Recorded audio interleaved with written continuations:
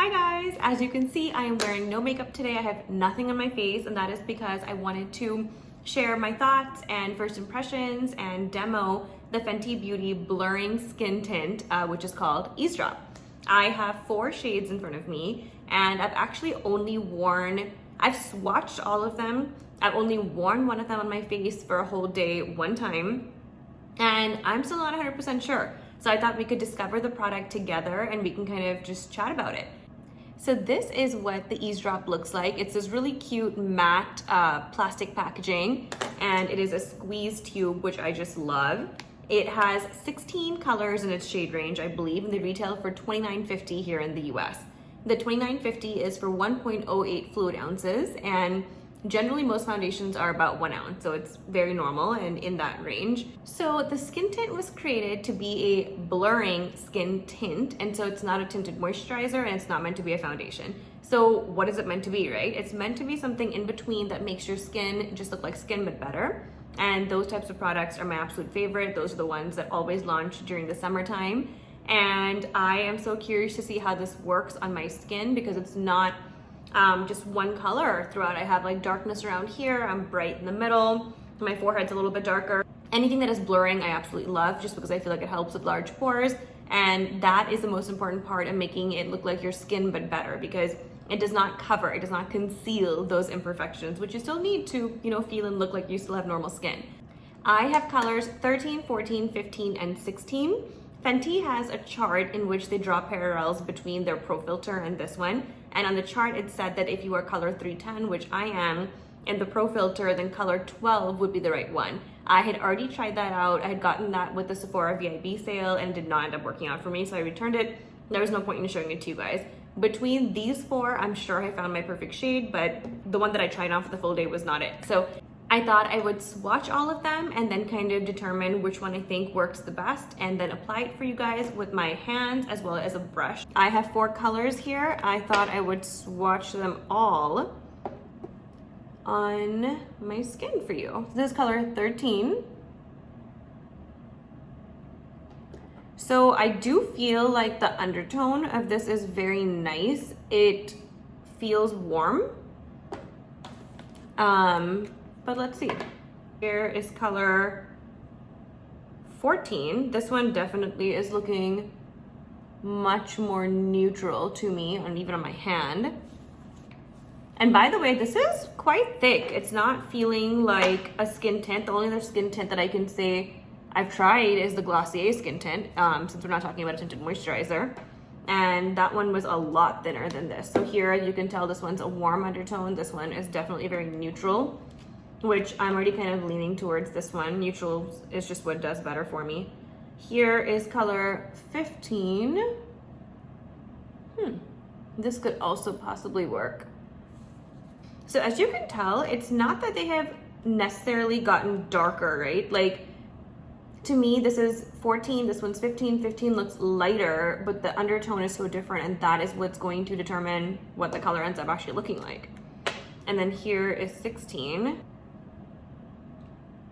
Okay, so that one, even on the darkest area of my face, which is like down here, that's too dark.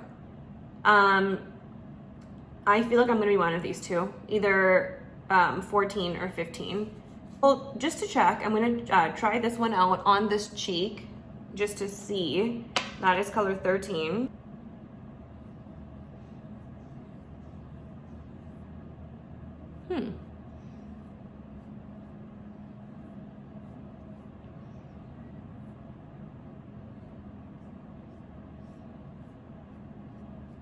Okay, so that has just blended right in. Like, you can't even see it on my skin.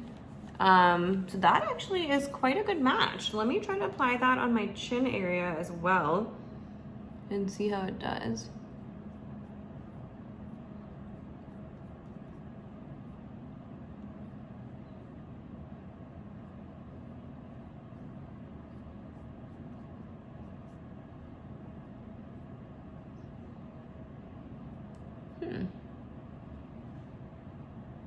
This one could be it, you guys, color 13.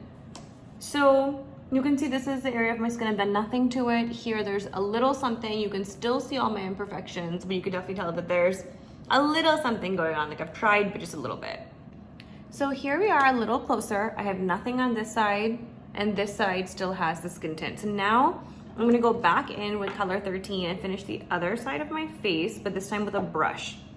I picked up this much. You guys can see it feels like foundation. It doesn't like feel like a skin tint texture. I actually feel like it's applying really well with the brush as well. I definitely feel like you need a lot more because I'm like done with what I have in my hand, and that wasn't enough. So this is always what happens with a tool versus your fingers.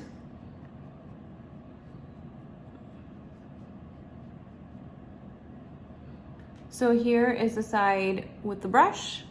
Here's the side with my fingers. Another thing that I'm noticing is that the side with my fingers seems more matte for some reason. And the side with the brush has a little bit of sheen to it. You can see the sheen right through here. So it's almost like the finish has been changed with the application technique, but this is giving off a lot more coverage than a skin tint normally would. Like a lot of people compared it to like the Glossier skin tint, and that one was very, very thin, and people were like, oh, it does nothing, and they were hoping the Fenty wouldn't be like this or wouldn't be like that. And this is definitely many steps up from the Glossier skin tint in terms of coverage. So this is actually quite a good color for me, but I'm gonna try the rest out for you guys as well.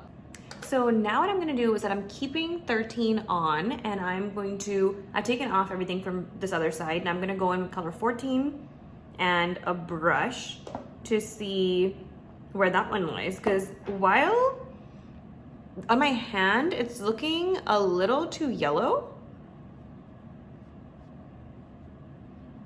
But see, again, I've only applied that and it's again gone. So like, while the brush technique is like easier because it's a brush, I do think that it just takes up so much product. And it's all like getting on your skin too, you know? Well, I guess the bristles do soak up some of it too. Okay, so here's color 14. I feel like this one is definitely warmer, so I can see much more yellow here. This one, if I weren't to even tell you that I'm wearing anything, it would just kind of look like you have maybe moisturizer on or something. So this is looking more like my real skin color, in my opinion. Also, I thought I would show you, this is how much makeup is still coming off on my wipe.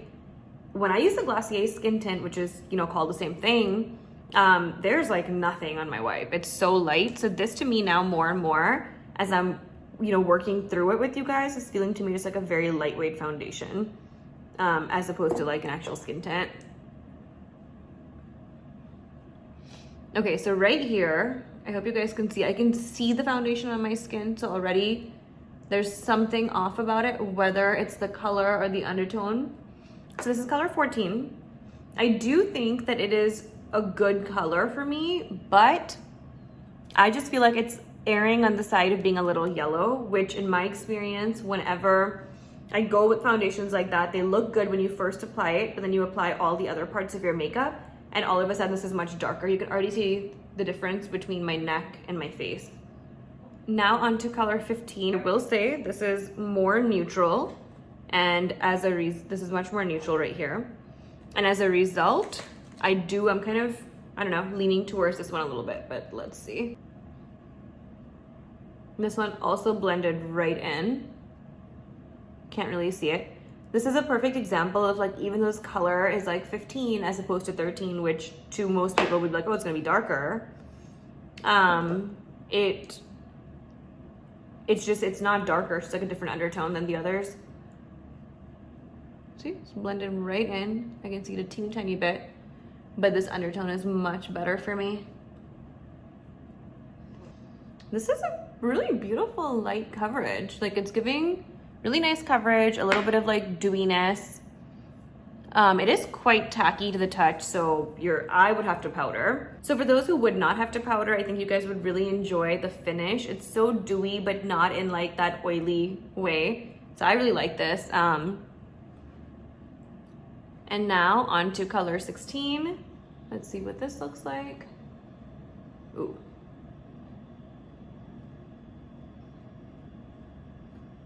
When we first put it on, it looked really dark, but of course it has really soaked in. That's also how you know it's light coverage, because had it not been, it would have been like a stripe of that darker color.